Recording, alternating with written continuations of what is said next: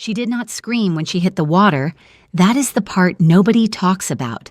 That is the detail that will haunt this entire story from beginning to end. The fact that Yoon Ji-ah, 8 months pregnant, falling backward into the deep end of a private rooftop pool 72 floors above Seoul, made almost no sound at all. Just a single sharp gasp, the dull, terrible slap of a body breaking the surface, and then silence. The kind of silence that water makes when it closes over something it has decided to keep. At the edge of that pool, her husband stood watching. Choi Do-hyun, the most feared man in South Korea, a man who had walked into rival headquarters with empty hands and walked out with signed surrenders. A man who had buried enemies in 4 cities and slept 8 clean hours every night after. A man whose name alone made veteran prosecutors hand their files to someone else and ask for transfers. He stood at the edge of that pool, and he watched his pregnant wife sink. And then, and this is the part that will stop your breath, the woman beside him, the mistress, the one who had pushed Gia from behind with cold, deliberate hands, slipped her arm through his and whispered, "She tripped. The tile is wet. You saw her trip." 1 second. That is all it took. 1 second of paralysis. 1 second where Choi Do-hyun chose the wrong woman and lost everything in this world worth keeping. But here is what Han Mi-rae did not understand. Here is what she failed to calculate in all her predatory intelligence. Gia survived. Not just survived. She woke up. In a hospital bed with tubes in both arms and a fire in her chest, and 3 newborn babies placed against her bare skin, one by one by one. 3 babies that nobody knew about. Triplets, born too early, too small, too furious to die. And the soft, forgiving wife that Do-hyun had taken for granted. She died in that hospital bed forever. What rose in her place was something he was not prepared for, something none of them were prepared for. This is not a story about a woman who waited to be rescued. This is a story about a woman who rescued herself, built herself back from nothing. And then, only when she was ready, only when she held every weapon she needed in her own 2 hands, turned around and faced the man who destroyed her, and made him watch as she won. If you have never seen a mafia boss brought to his knees by the woman he underestimated, stay right here. You are about to. Subscribe now if you're new, and do not go anywhere. This story is complete start to finish. No part 2, no cliffhangers, just one devastating, cinematic, deeply satisfying story beginning to end. The penthouse occupied the top 4 floors of Choi Tower in Cheongdam-dong, the neighborhood where Seoul's wealth doesn't whisper, it sentences. Floor-to-ceiling glass, black marble that swallowed light, Italian leather furniture that had never seen a child's hand, a rooftop infinity pool that seemed to spill straight into the night sky over the Han River, art on every wall that nobody looked at, chosen by a designer Do-hyun had never met, hung by men who never asked questions. It was, in every sense, a beautiful and very expensive cage. Yoon Ji-ah had lived in it for 2.5 years. She moved through the penthouse the way water moves around stone, quietly, adapting, never forcing herself into spaces where she was not wanted. At 8 months pregnant, her movements had slowed into something patient and careful. She had learned to be careful a long time ago, not because her husband threatened her.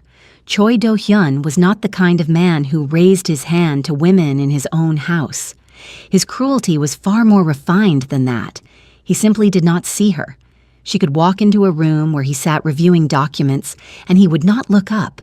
She could place a meal on his desk, something she had spent an hour preparing, something her grandmother had taught her, and he would eat it with the same distracted absence with which he might fuel a car.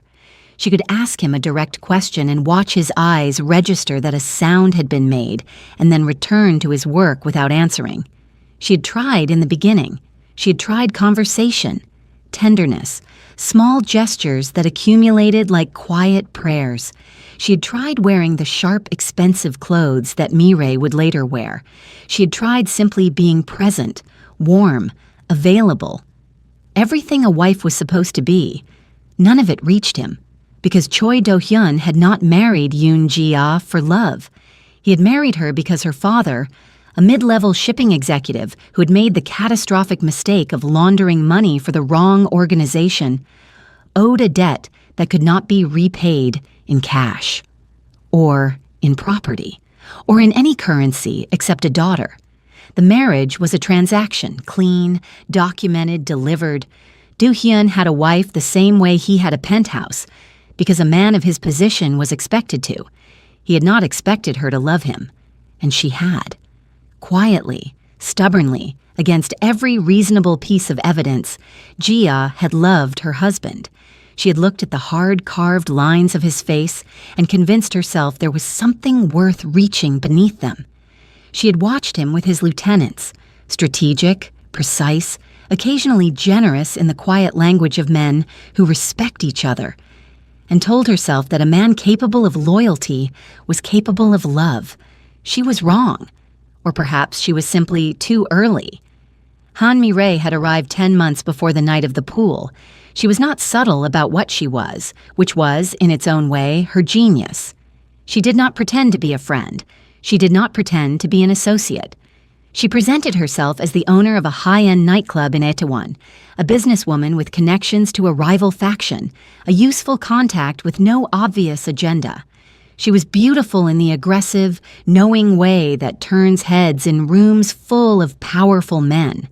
Tall, sharp jaw, eyes that calculated. She had studied Do-hyun the way a scientist studies a difficult specimen, not because she loved him, but because she wanted his empire. And the fastest road to an empire was through the man who built it. She gave him the version of herself she had engineered precisely for him. Dark, unapologetic, a match for his ruthlessness rather than a contrast to it. She never softened. She never cooked for him. She never waited. She pushed back against him in meetings. She laughed at his threats. She looked at him as though she found him merely interesting, which, for a man who had spent his life being feared, was irresistible. Within weeks, she was his mistress. Within 3 months, she had a private apartment in Hanam-dong that he paid for, access to his dinner table, and her voice in his ear on matters of business. She was not in love with him. She was in the process of acquiring him. Ji-ah knew, the way wives always know, through small dislocations, through the specific quality of her husband's silences when he returned from evenings he did not explain, through the faint, unfamiliar perfume on a jacket he had not worn in her presence, through a single long black hair on the lapel of a suit that was not hers. She knew. She told herself it would pass. She told herself that the babies, though she did not yet know it, growing inside her would change something. She held on to hope the way a person holds onto the edge of a roof, white-knuckled, aching, refusing to accept how long the fall would be. She was still holding on the night Han Mi-rae walked through her front door. It was a Thursday in late August. The air conditioning hummed. Seoul shimmered orange and gold beyond the windows, the Han River a black ribbon below. Ji-ah had eaten dinner alone, again, and was making her slow, careful way toward the rooftop pool deck. The doctor had told her gentle floating in the evenings was good for her back. She had taken to it like a small private ritual. The only time of day the penthouse felt like hers. She was already in the pool, her body suspended in warm water, her hand resting on the round, taut curve of her belly when she heard the elevator chime below. Voices, a laugh. She knew that laugh. She climbed out of the water carefully, wrapped a robe around herself, and walked to the glass railing that overlooked the lower entertaining floor. They walked in together, Do-hyun and Mi-rae. Hand in hand, Mi-rae's expensive heels clicking on the marble. Mi-rae was laughing at something, a low, private laugh meant only for him, and Do-hyun's face held that rare, almost relaxed quality that Ji-ah had spent 2.5 years trying to earn. It was not the infidelity that broke her in that moment. She had made her peace with that wound long ago. It was this, the penthouse, her home, the one space in the world that had been, at minimum, hers to inhabit. Mireille had never been here before. This was deliberate. This was a statement. Mireille had pushed for it, had convinced Do-hyun that the careful compartmentalized fiction they'd maintained was finished, that it was time to stop pretending, that this was now her world too, and Do-hyun had allowed it. He looked up. He saw her at the upper railing, and he froze. Just for a moment, one unguarded human moment. Something moved across his face. Call it guilt. Call it the ghost of a conscience he no longer used. His eyes met hers, and for the first time in months, he actually looked at her. Mireille felt that look. She was exquisitely attuned to any residual pull her husband might still have toward his wife. She had always found it inexplicable that this soft, domestic, gentle woman could still produce any flicker of feeling in a man like Do-hyun. She hated it, with the clean, focused hatred of someone who understood it as a threat. Gia did not speak. She had no words left for this, only the quiet devastation of a woman who had finally, completely run out of hope. She turned. She began walking back along the pool deck, robe wrapped tight around her belly, the careful dignity of someone who refuses to let anyone watch her shatter. Mireille came up the spiral stairs to the rooftop alone. Do-hyun stayed below, pouring himself a drink, telling himself he would talk to Mireille about boundaries later, telling himself Gia would understand, telling himself 1,000 small lies. Mireille stepped onto the rooftop pool deck. Gia did not turn. "You should know," Mireille said calmly behind her, "that I'm moving in next week." Gia closed her eyes. "And you," Mireille continued, voice almost gentle, "are going to your mother's in Daegu. You'll have the baby there, quietly. Do-hyun and I have agreed." "He agreed to that?" Gia asked very softly. "He will," Mireille said, "once I explain it." Gia turned, finally, slowly, the water of the pool behind her, the night air cool on her bare shoulders. She looked at Mireille for a long moment. "I won't go," she said. "This is my child's home." Mireille smiled. It was not a kind smile. "You misunderstand me," she said. "I wasn't asking." She stepped forward. Gia stepped back. Her bare heel met the slick, wet tile at the edge of the pool. She tried to steady herself with one hand. Mireille moved fast, 2 quick steps, both hands flat against Gia's shoulders, a hard, decisive shove. Gia fell backward. The sound of it, that single sharp gasp, the dull, terrible slap of water, seemed to stretch time. She hit the water belly up, the back of her head connecting with the marble lip of the pool on the way down. The water swallowed her. She went under. She did not come up. Mireille stood at the edge for exactly 4 seconds, watching the water close, watching the dark shape of the pregnant woman drift toward the bottom. Then she screamed, a perfectly pitched, perfectly timed scream of horror. Do-hyun came running. He reached the rooftop in less than 15 seconds. He saw Mireille at the edge of the pool, hand pressed against her mouth, eyes wide. He saw the ripples on the water. He saw the dark shape below. "She slipped," Mireille said, voice shaking with manufactured panic. "The tile is wet. I told her to be careful. She just—" Do-hyun jumped in. He pulled her out. He laid her on the cold tile. There was blood in the water from where her head had hit the marble. Her lips were already blue. He pressed his ear to her chest. There was a heartbeat. Faint. Far away. There were 2 heartbeats. He did not know yet that there were 4. His men called the ambulance. Mireille composed her face into the expression of a horrified witness. She placed one hand on Do-hyun's arm, fingernails digging in just slightly, and said in a voice perfectly calibrated for the medics who would soon arrive, "She tripped, baby. The tile is wet. I saw her trip. You saw her trip." And Choi Do-hyun, the man who had built an empire on decisive action, on never hesitating, on always knowing exactly what to do, knelt on the cold, wet marble next to his unconscious pregnant wife and said nothing. He had seen it. Out of the corner of his eye, climbing the last of the stairs, he had seen the shove. He had seen the hands. He had seen Mi-Ray's body language, the squared shoulders, the forward weight, the absence of any reaching afterward. He had seen it. He chose her anyway. In that 1 second of choosing, he lost everything. The surgery lasted 7 hours.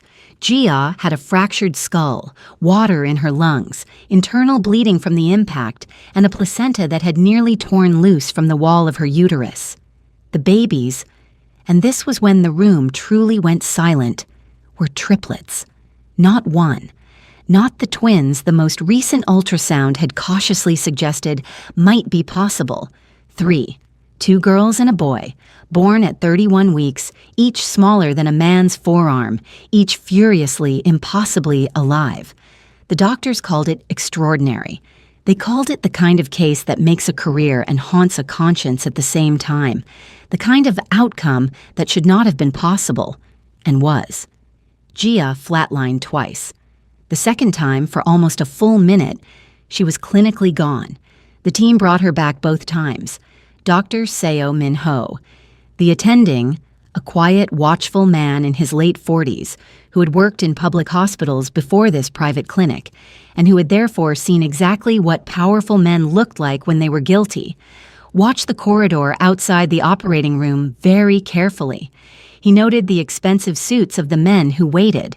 He noted the woman, the strikingly beautiful woman, who sat with perfect composure and scrolled through her phone, occasionally remembering to look concerned when she felt eyes on her.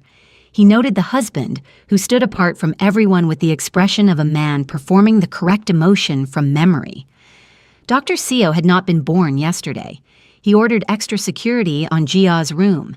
He documented the injuries with photographs and clinical precision.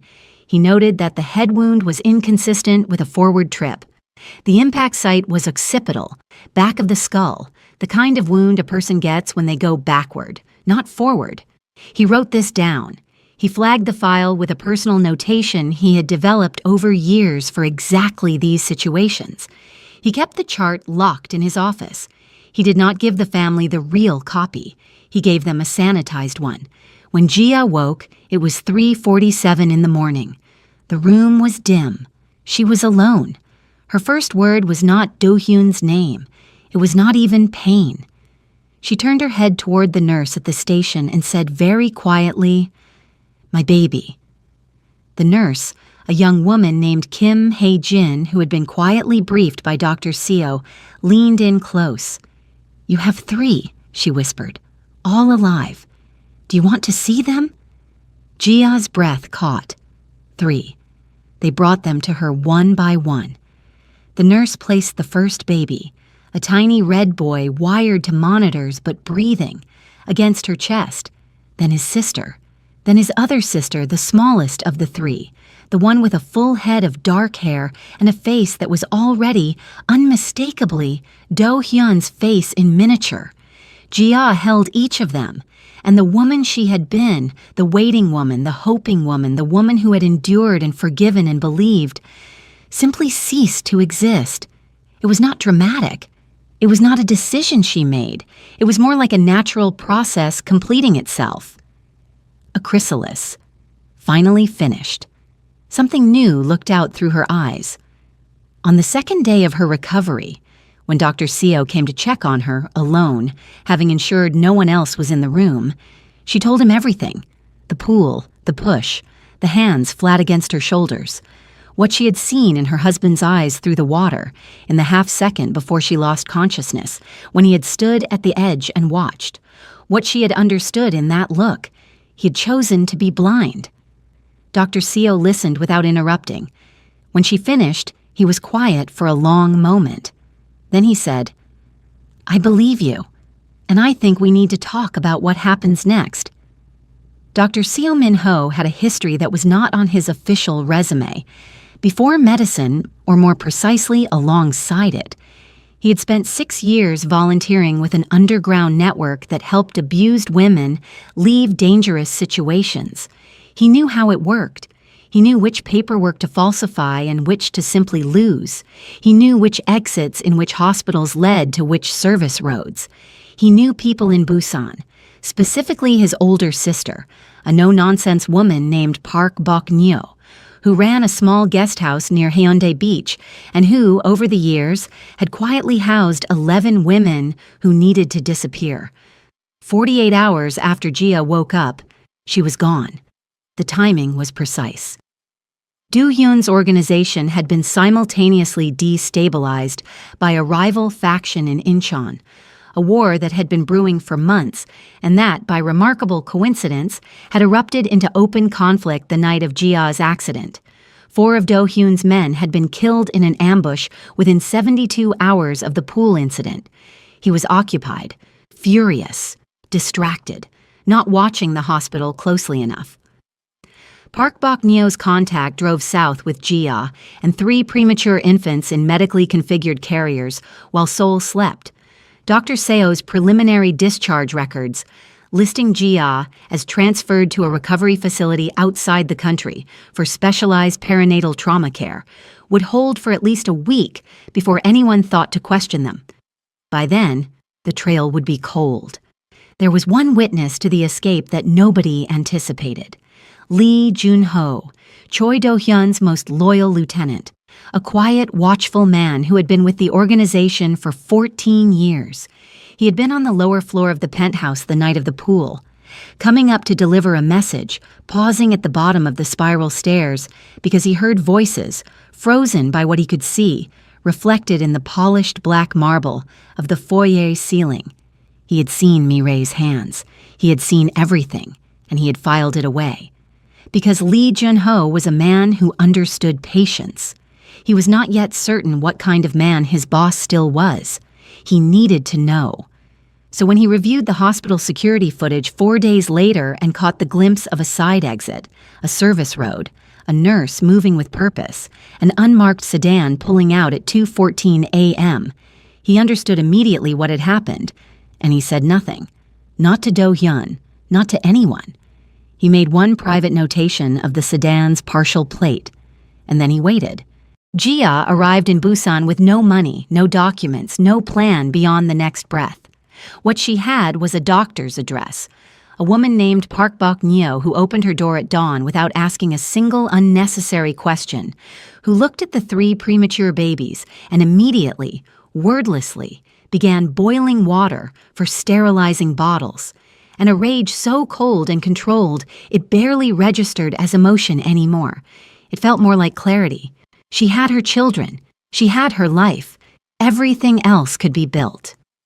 Jia's first year in Busan was survival stripped to its architecture. She worked nights at a small seafood restaurant near Jagalchi Market, tables of fishermen and late-returning dock workers, simple food, cash in hand, no questions about identification. While she worked, Bok-nyo watched the babies in the upstairs apartment of the guest house. It was an arrangement of necessity that slowly, week by week, became something else, something warmer, something that filled the shape of family. The triplets were, from the very beginning, astonishing. Choi Han-sol, the oldest by 6 minutes, was serious from infancy. He watched everything with large, dark eyes that cataloged and calculated the world the way his father's eyes did, though Jia tried not to see that resemblance too often. Choi Han-bit, his sister, born second, was his exact opposite. Loud, joyful, demolishing every boundary placed in front of her and laughing about it. She had walked at 10 months. She had climbed her first cabinet at 13 months. Bok-nyo had given up on baby-proofing entirely by 14, and Choi Han-byul, the youngest, the smallest, the one who had spent the longest in the incubator, looked so much like Do-hyun that there were moments when Jia would look up from chopping vegetables and find her daughter watching her from the doorway with those exact same eyes. And her heart would stop for one completely irrational second before the love reasserted itself over the pain. She kept a journal, everything documented, the truth of who she was, who their father was, what had happened on that rooftop, written carefully, sealed, preserved. For the day they were old enough, for the day she could sit with them and say, "Here is your history, here is the truth, and here is what your mother did about it." She was not idle in Busan. She was building. Attorney Yu Ha-na found her. Or rather, Dr. Seo found Attorney Yu and made an introduction. Yu Ha-na was a compact, precise woman in her early 40s who had built her entire practice on cases that the prestigious firms in Seoul refused to touch. Abused women, witnesses who needed protection, people trapped inside systems designed to keep them quiet. She took dangerous pro bono cases not from charity. She did not have time for charity, but from conviction. She had a particular sharp-edged interest in organized crime's domestic casualties. She took Jia's case the moment she heard the words, Choi Do-hyun. She had been waiting for someone like Jia for a long time. Together, over 14 months, they assembled a case file that was nothing less than a weapon. Hospital records, the photographs Dr. Seo had taken, witness statements from 3 nurses, the chart notation that documented the occipital head wound and its inconsistency with the official story, the original ultrasound that proved the babies had been alive at the time of the incident, and, most critically, security footage from the penthouse. That footage came from Lee Jun-ho. They never spoke directly. He routed fragments of evidence through channels that could not be traced. A file uploaded to an anonymous encrypted server, a photograph sent through 3 intermediaries, a date and timestamp that corresponded to something Attorney Yu could then formally request through official channels. A request that always, somehow, returned exactly the documents she needed. It was the most patient collaboration Jia had ever participated in. A chess game across an invisible board played by 2 people who both understood the same truth. Han Mi-rae had to be dismantled carefully, surgically, or she would simply rebuild herself somewhere else, around someone else's life. Meanwhile, in Seoul, Do-hyun's world was coming apart. He had let Mi-rae move into the penthouse fully. He had signed the papers that declared Jia legally missing. Mi-rae had handled the paperwork, had brought it to him at the right moment with the right pen, had told him gently that closure was important, that he could not grieve forever, that this was the kindest path forward. He had signed. He had told himself he felt nothing, which was his standard operating position for emotions he could not categorize. He was a man of action and empire, not feeling. Feeling was for other people. But the gang war worsened. The ambushes became more sophisticated. Too sophisticated. Someone with intimate knowledge of his operational patterns was feeding information to his rivals. He could not identify who. The suspicion corroded everything. His trust in his men, his ability to make clean decisions, the cold competence that had always been his greatest asset. Mi-rae overextended. It was inevitable. She was ambitious far beyond her patience. She began making financial approvals without consulting him. She began replacing his long-trusted men with her own people, men who smiled at Do-hyun and answered to her. She was slowly, systematically performing a hostile takeover of the organization she had entered as a guest. Do-hyun began to see it. Too late. And with the specific fury of a man who realizes he has been used, but he began to see it. And then, one night, 18 months after the pool, walking the penthouse corridor for no reason he could name, he stopped at the rooftop access door. He had not been up to the pool since that night. The pool had been drained. The deck had been retiled. He had instructed the staff that the rooftop was no longer to be used. He had never explained why. But that night, he opened the door. He stood at the edge of the empty, dry tile. He looked at the place where she had stood. He had not allowed himself to think about it. He had managed, with significant effort, to not think about it.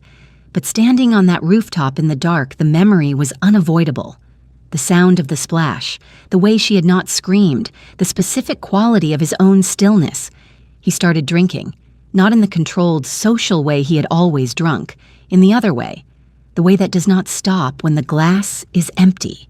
3 weeks after that night, One of his lower-level lieutenants, a man named Bay, who handled hospital relationships and pharmaceutical interests, and who had been quietly resentful for months about Mi-rae's appointments cutting into his territory, passed along a rumor from a contact at a private clinic in Daegu, careless gossip, the kind that floats through the margins of organizations.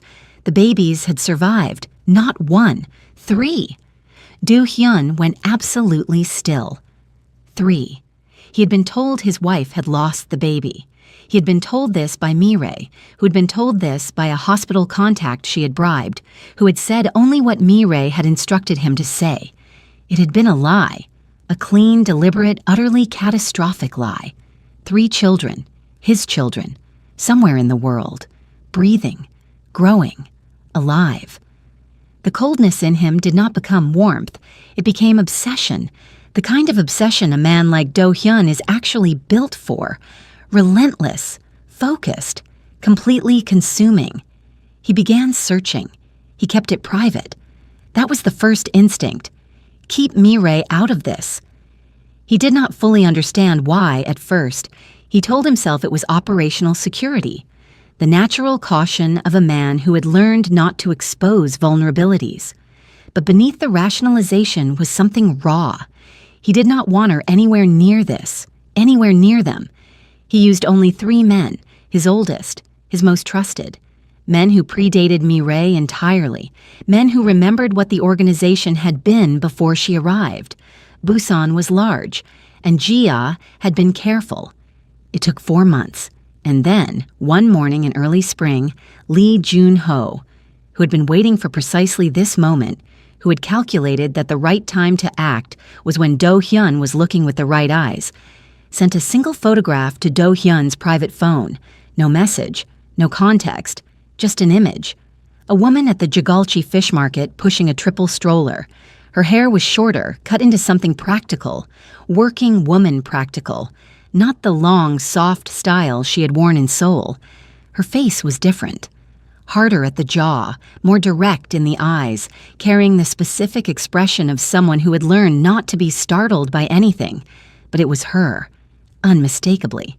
And in the stroller, 3 toddlers, 2 years old, all 3 with the same dark, sharp eyes. One of them, the smallest, looked directly at the camera. The face was a copy of his own. Do-hyun stared at that photograph for a very long time.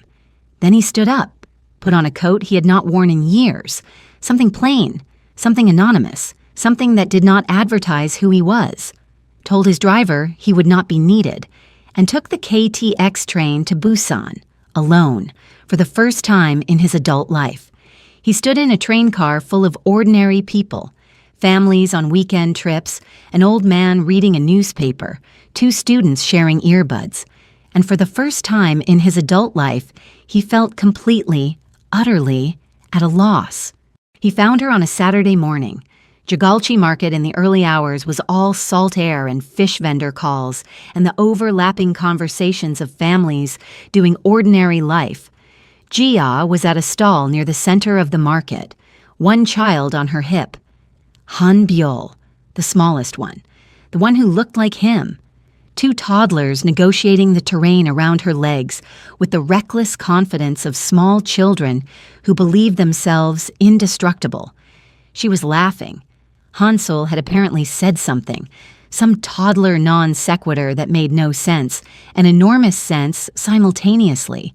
And Jia's laugh was completely unguarded, open. A sound Do-hyun could not remember ever hearing from her in their 2.5 years of marriage. She had become, in his absence, someone who laughed freely. He stood at the edge of the crowd and watched for a moment too long. Then she turned, the way people turn when they are being watched by someone whose presence they feel before they see it.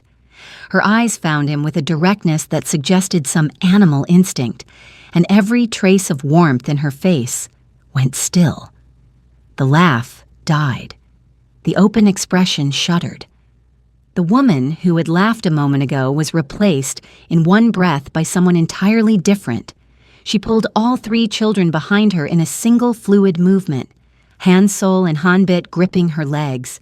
Han Biol pressed against her back, and she looked at Do-hyun the way a person looks at something dangerous they have already planned for.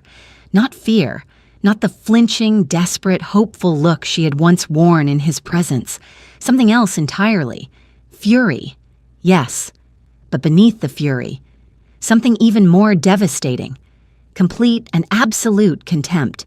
The contempt of a woman who has looked at a man clearly, without the filter of love, and found him much smaller than expected.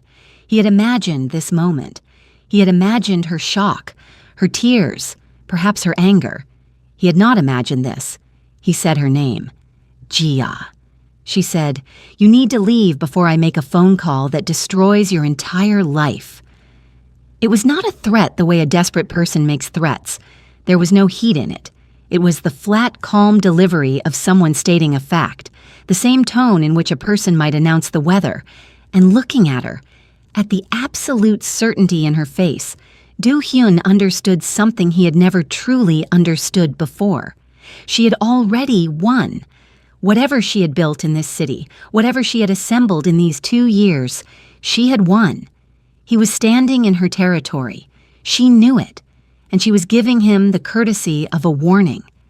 For the first time in 15 years of running an empire, Choi Do-hyun felt afraid, not of a weapon, not of a rival, of a woman at a fish market with 3 toddlers holding her legs, radiating the quiet authority of someone who had nothing left to lose and everything to protect. He left, but he came back to Seoul changed. He dismantled Mi-rae carefully. That was always his gift. Precision, not rage, not spectacle, surgical removal. Her people began disappearing from the organization one by one. A reassignment here, a termination there, a reassignment to a regional office that did not exist. Her access to the financial accounts was severed in stages so gradual she did not notice until the whole architecture was gone. The apartment in Hanam-dong, the lease was quietly ended. The utilities rerouted. The building manager reminded of who owned the building. Mi-rae felt it happening. She was smart enough for that. She tried maneuvering. She tried seduction. She tried threats. She tried the kind of intimate leverage that had always worked on Do-hyun before. But Do-hyun looked at her now with different eyes. The eyes of a man who had stood at the edge of an empty pool, and then again at the edge of a Busan fish market, and understood finally the full scope of what he had chosen and what he had lost. She could not reach him anymore. She had spent 2 years carefully building access to him, and she found, suddenly, that the door was simply closed. And then Lee Jun-ho walked into Do-hyun's office on a Tuesday afternoon. He sat down across from him. He placed a USB drive on the table between them. He said nothing for a moment, just looked at his boss, the man he had followed for 14 years, with the specific expression of someone who had been waiting a very long time and had decided the wait was finally over. "I've been watching," Lee Jun-ho said, "waiting to see if you were still the man I followed, or just her puppet." Do-hyun picked up the drive, plugged it in. The footage was from the penthouse security system, the rooftop camera, the angle that captured the pool deck with perfect clarity. The camera Mi-rae had not known existed because it had been installed only 6 weeks before the incident, after a separate security concern. The footage was unedited, time-stamped, undeniable. It ran for 58 seconds. Mi-rae's words on the deck, captured by the directional microphone. "You'll have the baby there, quietly. Do-hyun and I have agreed." Gia's voice. "I won't go. This is my child's home." Mi-rae's smile. The 2 quick steps, both hands flat against Gia's shoulders. The hard, decisive shove. Not ambiguous, not accidental. Deliberate and final. The fall. The body hitting water. The 4 seconds of Mi-rae standing at the edge watching before she screamed. The composed expression on her face during those 4 seconds, caught from a downward angle by the camera, the expression no panicked witness would ever wear. And then Do-hyun himself, the footage of him arriving, pulling Gia out, the CPR Mi-rae's whispered instruction to him. You saw her trip. His own face, caught from above, in that single second of choosing. He watched it 3 times. He had known. In the back of whatever still qualified as his conscience, he had always known. But seeing it, seeing his own stillness, the specific shape of his inaction, broke something open in him that he had not known still existed. He was quiet for a long time. "Where has she been?" he finally asked. "Not Mireille?" He meant Jia. "Safe," Lee Jun-ho said. "No thanks to you." Do-hyun did not argue. Mireille was called to the penthouse that evening. She arrived confident. She was always confident. It was her primary armor. She tried in sequence seduction, rationalization, tears that she manufactured with impressive precision, and finally the argument she had clearly rehearsed for this moment in case it ever came. "I did it for you. She was wrong for your world. I am the one who belongs here. I am the one who matches you." Do-hyun looked at her with the particular expression of a man who is completely finished with something.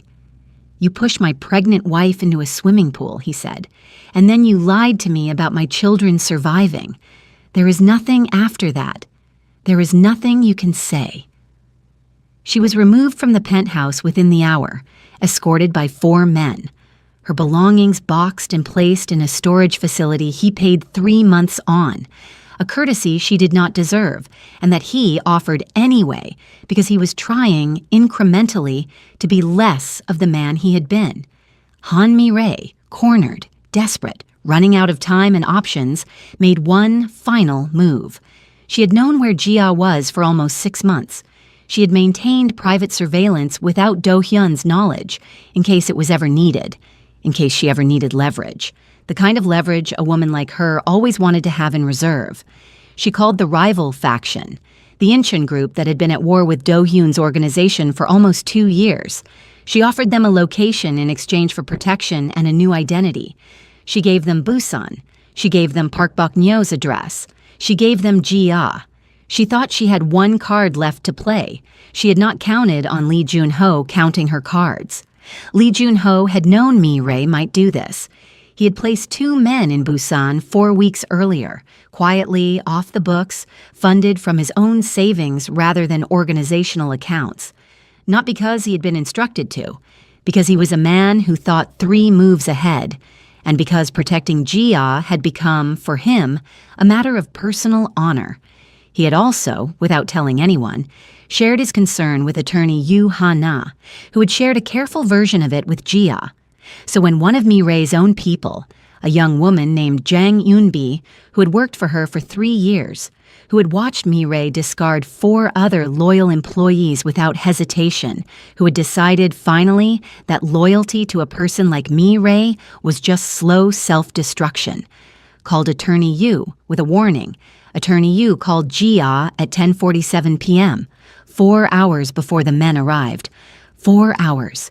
Jia moved the triplets to a neighbor's house, a fisherman's widow 3 streets over who asked no questions and locked her doors and put a hand on Jia's cheek and said only, "Go do what you need to do, daughter."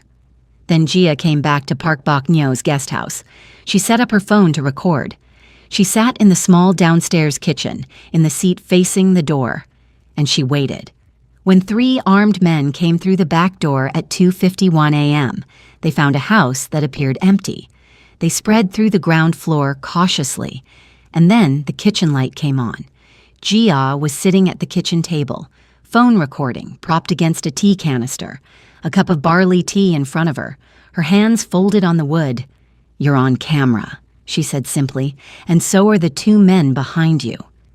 Lee Jun-ho's men stepped out of the shadows of the hallway in the pantry. The engagement was brief, and not in the armed visitor's favor. The recording, combined with the call logs from Han Mi-rae's burner phone to the Incheon faction, combined with the evidence file that attorney Yoo had been quietly building for 18 months, combined with the rooftop pool footage that Lee Jun-ho had quietly leaked to the National Police Agency's Organized Crime Division through a journalist contact at JTBC, was enough. More than enough. The legal avalanche that followed took 13 weeks to fully land. Mireille's connections to the Inchin faction exposed a network that prosecutors had been trying to crack for 9 years. 3 corrupt city officials, 1 senior police inspector who had been on her payroll for 6 years, 2 rival faction leaders who had been using her as an intelligence conduit, a judge in the Seoul Eastern District Court. Mireille had thought she was using everyone. She had been slowly, patiently, deliberately surrounded.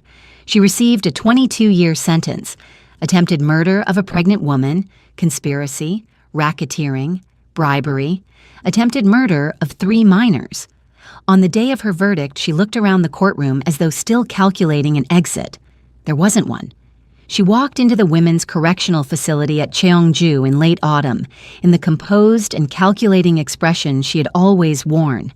Nobody was watching anymore. Do-hyun came to Busan the morning after the arrests. He came alone. No driver, no men, nothing that suggested power or threat. He took the train again. He walked from the station. He carried no briefcase, no documents, no gifts. He brought only himself. Park Bok-nyo opened the door. She looked at him for a very long moment, with the expression of a woman who had seen a great deal of life and was not easily impressed by any of it. Then she stepped aside without a word.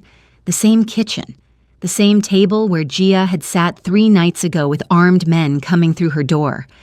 Now it was quiet. Morning light came through the harbor-facing window, the distant sound of the market beginning, the smell of rice and something simple being cooked. From upstairs, the high, impossible sound of 3 2-year-olds laughing at something only 2-year-olds find funny. Gia sat across from him. She had a cup of tea. She did not offer him one. He told her the truth, all of it, without defense, without the careful, lawyerly framing of a man managing his image. He told her what he had seen at the edge of the pool. He told her what he had chosen in that 1 second. He told her about the 2 years of not asking, not searching, not doing the things a person who actually cared would have done. He told her about the moment at the fish market when he had seen her laughing freely and understood in his gut something he had no language for yet, something about what he had wasted. He did not say he loved her. He was not certain that was a word he understood correctly. He was not certain he had ever understood it correctly. What he said was, "You deserved better than what I was. You deserved better than what I am. I don't expect you to forgive me. I am not asking you to.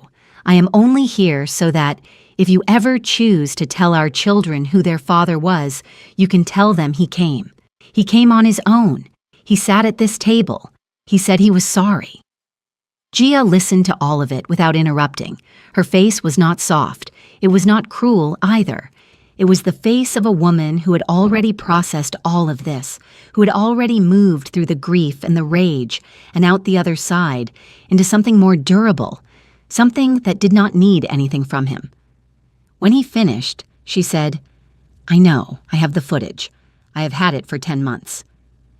The silence after that was extraordinary. He looked at her. "You could have used it at any time." "Yes," she said, "but I waited." "You waited."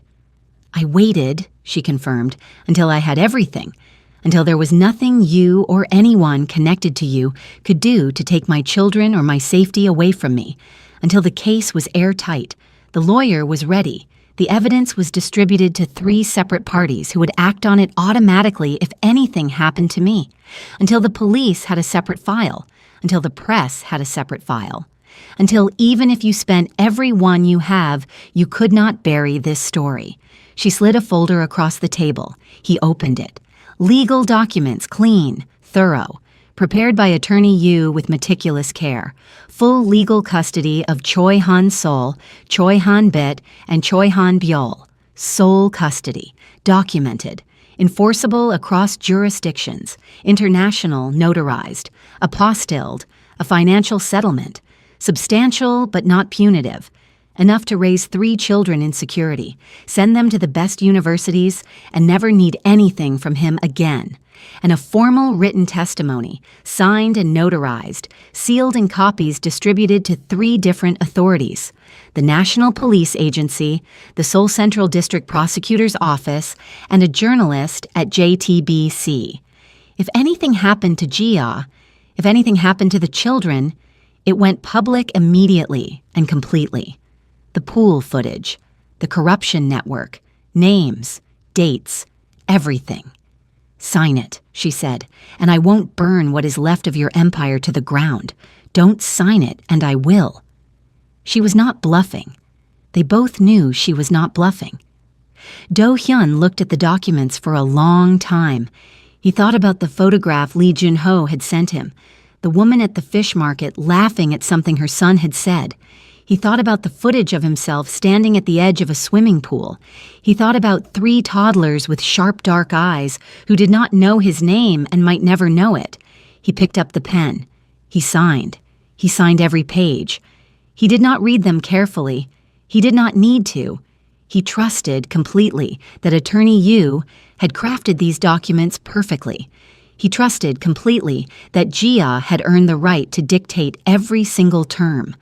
When he was finished, he set the pen down. He looked across the table at her. He said, "Thank you."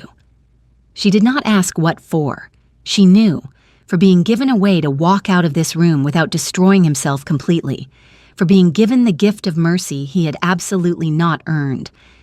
He stood. He walked to the door. At the door, he paused. He did not turn around. He said very quietly, "They are beautiful. From the photograph. They are beautiful." He left. Mireille's trial became a national story. The corruption it exposed was deep enough to make the political news for months. Faces on television that had always projected authority now caught in the specific flatness of people whose calculations had failed them completely. The senior police inspector's resignation came on a Wednesday. 2 city officials were arrested on a Friday. The judge resigned the following Monday. The Incheon faction's operations were dismantled over the spring. Do-hyun returned to Seoul and began, quietly, the work of becoming a different man. Not a good man. He had accumulated far too much in his life to claim that simply, but a less actively destructive one. He began withdrawing from the most dangerous arms of his organization.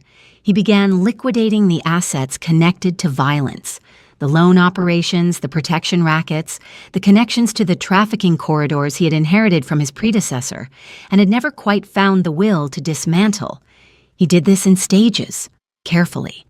The way a man diffuses something. Not from nobility, he told Lee Jun-ho honestly, from arithmetic. He had 3 children in the world, children who would one day be old enough to search his name. He did not want them to find what he had built and feel the thing he had felt that morning, watching the footage of himself at the edge of a pool. Lee Jun-ho, who had been the best of them for 14 years, who had proven it in ways that mattered, became the one person Do-hyun trusted completely. Not Mireille's curated version of trust, the real kind, the kind built on honesty and demonstrated cost. In Busan, Jia rebuilt. The seafood restaurant promoted her to manager.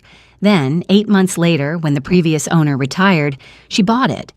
With her own savings, supplemented by a small loan from Park Bok-nyo, who had over the years quietly saved more money than anyone would have guessed from looking at her, Park Bok-nyo became, officially, the Triplets' adopted grandmother. A title she accepted with the gruff practicality of someone who had always been doing the job and did not see why a title should surprise anyone. Attorney Yu Ha-na became a close friend, the kind forged in crisis, which tends to last. She visited Busan once a month, drank tea in the kitchen, and told increasingly outrageous stories about the legal profession in Seoul that made Jia laugh until her ribs hurt. The triplets grew into themselves. Han Sol, serious, watchful, the protector of his sisters from the moment he learned the word no. He would grow up to study medicine. He would say, when asked why, that someone had once told his mother that her babies were not going to live, and that he wanted to be the kind of doctor who proved that person wrong. Hanbet, unstoppable, laughing, the one who turned every room into something brighter the moment she entered it. She would grow up to become a chef. Her own restaurant eventually. She would name it after her grandmother, and Han Biol, the smallest, the one who looked like her father, the one who thought like her mother, was, at 3 years old, already the most formidable of the three. She would grow up to become a prosecutor. She would specialize eventually in crimes against women. She would, when asked, say only that she had been raised by women who taught her what justice looked like. Jia kept the journal updated. She was in no hurry. There would be a day, not now, not soon, when they would ask, when they were old enough for truth to be a gift rather than a wound. She was preparing for that day the way she had prepared for everything in the last 3 years, carefully, thoroughly, on her own terms, and then on an ordinary Saturday. The triplets, now 4 years old, running ahead of her toward the harbor market. Hanbet holding a small net she had not stopped carrying for 2 weeks. Han Biol stopping every few steps to investigate something on the ground. Hansol stopped. He turned back with that serious, watchful face of his, and he said, "Mama, why does that man stand by the harbor every Saturday and look at our house?" Jia went still. She walked to the edge of the path where she could see the far end of the harbor road. He was there, standing at the very edge of the distance, far enough away to claim absence, close enough to see, not coming closer, not leaving, just standing. The way a man stands when he has understood too late that something irreplaceable exists in the world, and that he has no right to it, and that walking away is the only decent thing available to him, but that he cannot quite bring himself to do it. He had been doing this, Jia understood now, looking at her son's matter-of-fact little face, for some time, possibly months, possibly longer. He never approached. He never tried to make contact. He had honored the agreement absolutely. He just stood at the edge of the harbor road on Saturdays and watched, from a distance, the life that his children had built without him. Jia watched him for a long moment. Hansol was watching her face. Hanbit had come back to see what they were looking at. Han Biol stood between her brother and sister and looked from the distant figure to her mother with that precise, ancient-seeming gaze. Jia looked at her children. Then she looked back at the harbor road. Then she knelt down in the dust beside Hansol. She put one hand on his small, serious shoulder, and she said, "That man is someone who made a very big mistake a long time ago, a mistake that hurt me very badly." Hansol absorbed this. He thought about it. He was 4 years old, and he thought about things the way other people considered investments. "Is he sorry?" he asked. "Yes," Jia said. "I believe he is." "Did you forgive him?" Jia paused. She looked at her son. She looked at her daughters. She looked finally back down the harbor road at the small, distant figure standing exactly where he always stood. "I don't know yet," she said honestly. "Forgiving someone is something you can take your time with. Sometimes you take a very long time. Sometimes you take your whole life. And that's okay." Hansol nodded, as though this made perfect sense. "Will he ever come closer?" Hanbit asked. "Only if I say he can," Jia said. "And will you?" Han Biol asked, quietly, in that voice that always sounded older than the rest of her. Jia looked at her youngest daughter for a long moment. "Someday," she said, "maybe, when you are older, when I am ready." When he has stood at the edge of that road long enough to understand exactly what it cost him, not because he deserves it, but because someday you three might want to meet him. And I want that to be your choice, not his, not mine, yours. The triplets thought about this. Then Hanbit, 4 years old and already incapable of staying still for any conversation longer than 90 seconds, shouted, "Race you to the fish, lady!" and took off down the path. Han Biol shrieked and ran after her. Hansel gave his mother one last serious nod, as though confirming receipt of important information, and ran to catch his sisters. Gia straightened. She watched her children run. Then she looked, one more time, down the harbor road. He was still there. He was always there. She did not wave. She did not nod. She did not acknowledge him in any way that he could see from that distance. But she did something else. She did something she had never done before in all the weeks and months he had been standing there. She turned and faced him directly for 10 full seconds, letting him see clearly that she had seen him, that she knew, that the children had asked, that the children knew there was a man. It was not forgiveness. It was not invitation. It was something smaller than either of those things, and in its own quiet way, infinitely more important. It was acknowledgement. She had earned the right to give it. She had earned the right to withhold it. She had earned every single decision that came next. And then she turned, and she walked into the market toward her laughing children, toward her life, toward everything she had built with her own 2 hands out of the wreckage of a marriage that should have killed her. She did not look back, but she did not close the curtain either. That was hers to decide. Not today, but someday. On her terms. In her time. When she chose. The man who had once been the most feared person in South Korea stood at the edge of a harbor road in Busan and watched a woman he had underestimated walk toward her life. He understood for the first time, fully, without a single defense left to raise, that the most devastating thing about losing something is not the losing itself. It is watching it thrive without you. He stood there until she disappeared into the crowd of the market. He stood there for another 10 minutes after that, looking at the empty space where she had been. Then he turned. He walked back to the train station. He took the KTX back to Seoul. He would come again next Saturday, and the Saturday after that, and the one after that. He would come for as many years as it took. He would come whether she ever closed the curtain or ever opened the door. He would come because it was the only honest thing he had ever done in his life, and he had decided, finally, that he would not stop doing it. He had been given mercy he had not earned. He had been given the chance by a woman who owed him nothing to be a slightly less destructive man than the one who had stood at the edge of a swimming pool and watched his pregnant wife sink. He would not waste it. She had given him that gift, and she had given it on her terms. She had won. Completely. Absolutely. In every measurable way and every immeasurable one. And she had built that victory not from rage, not from spectacle, not from the kind of revenge that destroys the avenger along with the target. She had built it from patience, from discipline, from the slow, deliberate gathering of every single weapon she needed, from 3 babies placed against her chest in a hospital bed in the worst night of her life, and from one quiet, world-ending decision she had made in that bed, that she would never again wait to be saved. She had saved herself. She had saved her children.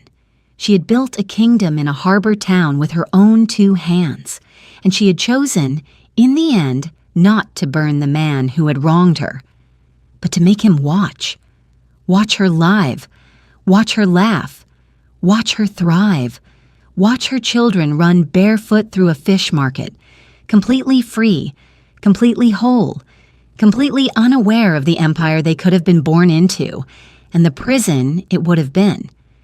That was her revenge, the only one that ever mattered. This has been the story of the wife he left in the water. A complete story, start to finish. No part 2, because she does not need one. She already won. No cliffhanger. Because the only door left to open is hers, and she will open it when she chooses, or she will not, and either way, the story is hers. If this story found you, if you saw yourself in a single line of it, in a single quiet moment of a woman deciding she was finished waiting, stay. There are more of these. More women who disappeared into silence and came back as something their enemies were never prepared for. More reckoning, more survival, More moments exactly like that last one. A woman walking away, choosing herself, leaving the door neither open nor closed, just hers. Until the next story. Take care of yourselves.